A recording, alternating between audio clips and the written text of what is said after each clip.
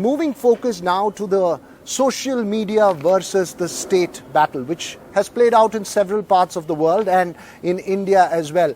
Reuters has reported that the IT ministry, in its response in a non-public filing before the Karnataka High Court, has said that X is a habitual non-compliant platform that does not obey instruction on taking down posts as ordered by the centre.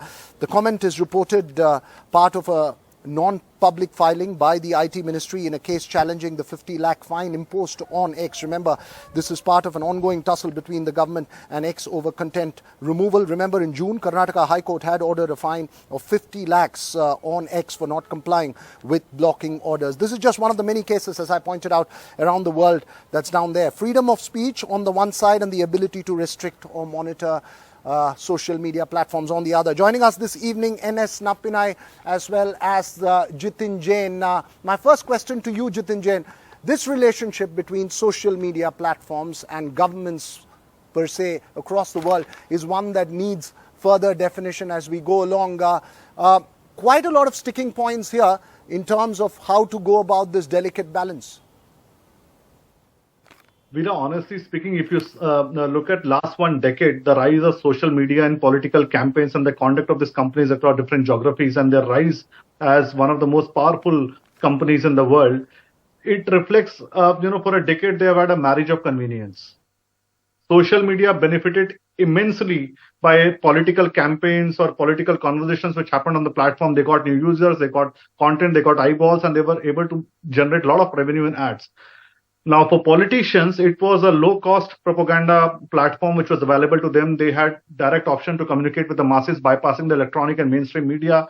They could, converse with the people whenever they wanted. They could, get a gauge of public policy, the reaction of public, the mood of electorate.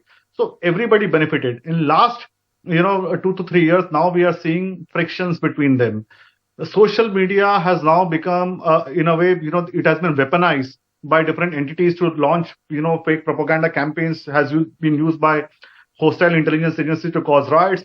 Political parties have been, using it to launch, bypass election commission's spend guidelines.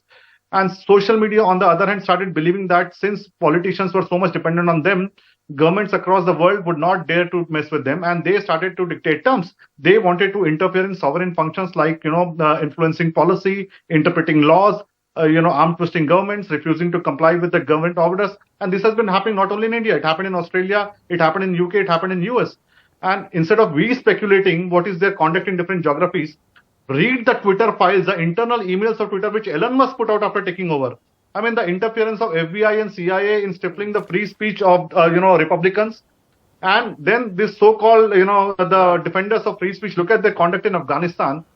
They banned a sitting US president, holding him incapable of operating a Twitter account or a Facebook account. And they allowed people who carried out mass executions in football field, who paraded suicide bombers, Taliban, they allowed them on social media. So I think these are for-profit companies who must be regulated, who must be controlled.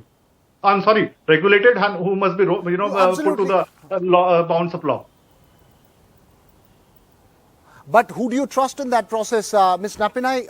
How do we go about where do you see this moving forward? Would these kind of cases really determine the relationship and how we go about potential demands for blocking or removal of content and the refusal to do so? My take on this is very simple. In today's very seriously, dangerous world online, you need the public-private partnership. You need governments and social media platforms to work together for online safety, and I cannot be looked at as a conflict.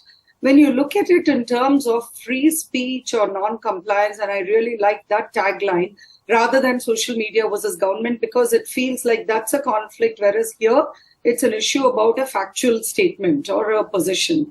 And when you look at it for the social media versus social media complying or looking at free speech, firstly, who decides what is free speech, right?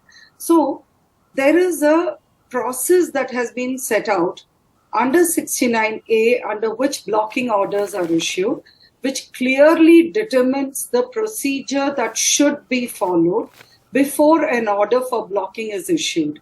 And that process mandates that the intermediary who is being asked to block content will also be heard. So if an intermediary believes that they're standing up for free speech and that an order is incorrect in their opinion, that is where they get their opportunity to voice their dissent.